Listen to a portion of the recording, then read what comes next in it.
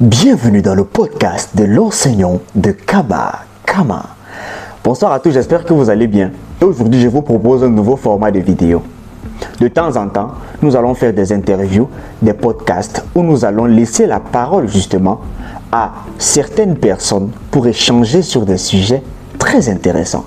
Naturellement, je suis l'enseignant de Kama et aujourd'hui, nous allons aborder le sujet de la langue. Nous allons parler de la langue. Et nous avons justement sur ce plateau une étudiante camerounaise en Chine qui va nous proposer des éléments de réflexion sur la langue. Mais de quelle langue s'agit-il? La langue chinoise. Alors, bonsoir. Bonsoir. Comment tu vas? Je vais bien, merci. Comment est-ce qu'on te présente face à cette communauté qui te découvre aujourd'hui?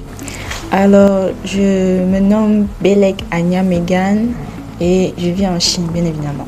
Tu vis en Chine, bien évidemment. Oui. Alors, Belek, c'est un plaisir et un honneur pour moi de te rencontrer. Le plaisir est partagé. Un honneur pour moi de te faire passer justement dans cette interview qui va, à mon sens, apporter des idées un peu plus claires, des idées un peu plus précises face à cette thématique d'aujourd'hui.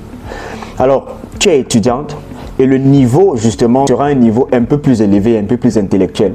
C'est-à-dire que vous qui regardez justement cette vidéo en ce moment-ci, je vous prie de vous abonner, de liker, de laisser un commentaire et de proposer des éléments de réflexion au même titre que les éléments de réflexion que notre cher panéliste aura proposé.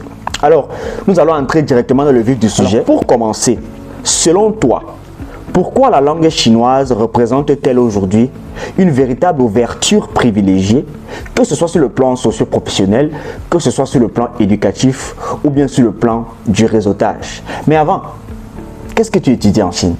Alors, j'étudie en langue et littérature chinoise. Je suis en 3e année de licence. Donc, ça veut dire que tu as déjà les qualités, les compétences pour en parler. Oui. C'est très important de mentionner ça. Alors, selon toi, la langue chinoise représente donc quoi comme atout, comme ouverture sur les différents plans que j'ai cités? D'accord. Ok, je dirais la langue chinoise est une ouverture importante parce qu'elle permet de mieux comprendre un pays qui joue un rôle majeur dans le monde actuel.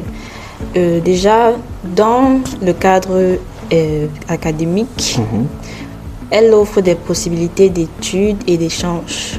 Dans le plan professionnel, elle représente un vrai avantage dans de nombreux domaines.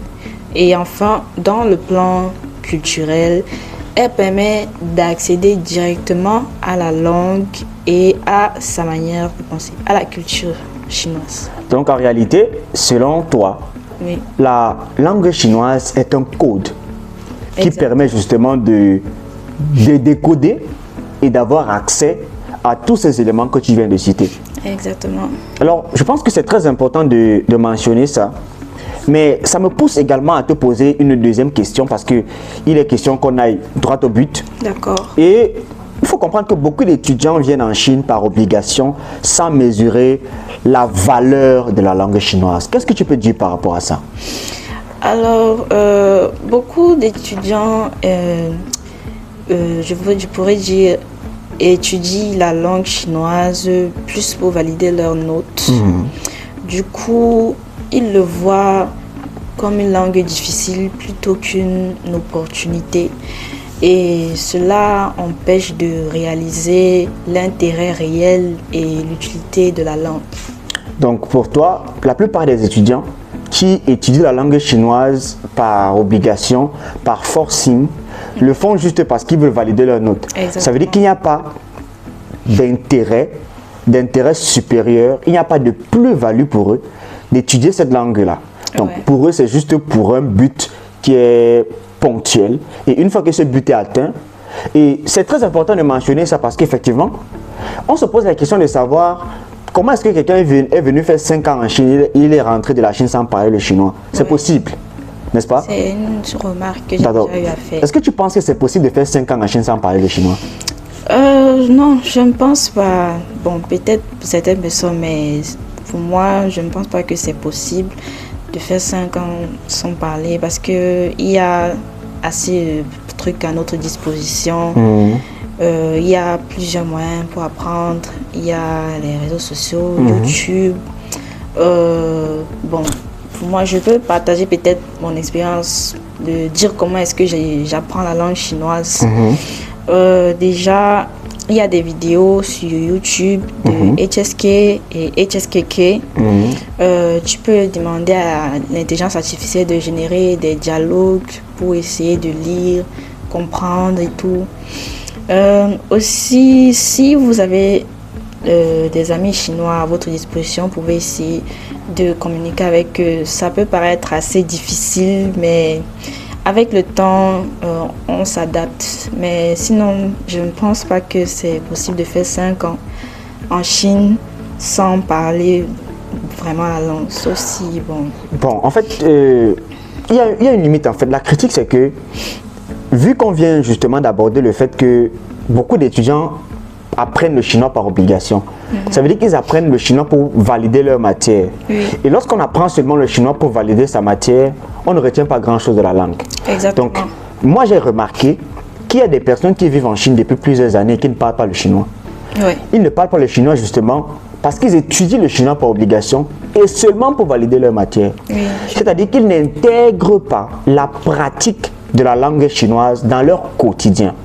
Mais ils se livrent juste à des activités ponctuelles qui permettent justement de mettre en application la langue qu'ils ont étudiée sur un domaine bien précis et après c'est fini. Oui, la plupart se concentrent juste sur ce qu'on leur apprend à l'école. Voilà, d'accord. Alors, je vais te poser une autre question justement pour évoluer. Et déjà, je vous donne la possibilité de liker, de vous abonner. C'est une première expérience comme ça que nous partageons avec les moyens du bord, si je permets de le dire. Et justement, le caractère intellectuel de ce podcast se traduit justement par le fait que c'est une étudiante qui est devant moi. Et c'était une grande ambition que j'avais justement de faire un plateau où j'invite des étudiants pour parler justement de leur domaine. Parce qu'il faudrait déjà dire que dans nos médias, notamment dans nos différents pays, ce sont généralement les enseignants qui viennent parler. On a des professeurs d'université, on a des experts, mais on ne laisse pas généralement la possibilité aux étudiants de parler aussi. Et je me dis que grâce à Belek Megan qui est aujourd'hui là, en tant qu'étudiante en littérature et langue chinoise, elle a aujourd'hui la qualité et le crédit justement pour commencer à aborder la question de manière éducationnelle et avec un peu plus d'objectivité scientifique. C'est déjà très intéressant déjà d'aborder justement la question sous cet angle-là.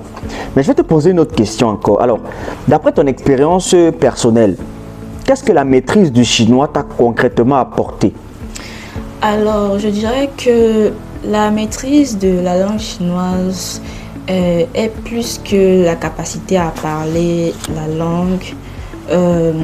Elle aide au développement de la patience, de la rigueur et elle donne une autre façon de penser. Et je dirais que c'est aussi, elle aussi très important, elle permet de communiquer facilement avec les Chinois et d'avoir accès à des opportunités qu'on n'aurait pas vraiment sans elle. Donc, en réalité, cette maîtrise-là, sur le plan personnel, t'a justement donné des ouvertures que tu n'aurais pas eues sans cette langue-là. Surtout que tu es sur le territoire chinois. Alors, pour évoluer, n'hésitez surtout pas à laisser vos avis en commentaire, je vais revenir dessus tout le temps. Et je souhaiterais justement que cette communauté puisse grandir sur le plan intellectuel, puisse grandir également sur le plan de la culture générale et sur le plan de la connaissance, parce que c'est ça l'objectif de l'enseignant de Kama. L'enseignant de Kama a pour vocation l'enseignement. Alors, si tu devais résumer à une idée forte, qu'est-ce que les étudiants ne voient pas encore, mais qu'ils devraient absolument comprendre à propos de la langue chinoise? Ok. Je dirais que les étudiants devraient comprendre que la langue chinoise n'est pas juste une langue difficile à apprendre et à parler, mais c'est surtout une vraie chance, un vrai levier. Et aussi que je vois ça plus comme un outil qui permet d'ouvrir plusieurs portes dans le plan académique, professionnel et culturel, comme je l'ai dit tout à l'heure. Je pense que c'est très intéressant, c'est très important. Et justement, tu nous as parlé de plusieurs portes ne fait que nous parler des portes, depuis les portes sur le plan académique, sur le plan professionnel. Et justement, nous gardons ces réponses-là et ces détails-là pour la deuxième partie de cette vidéo. Offert par l'enseignant de Kama.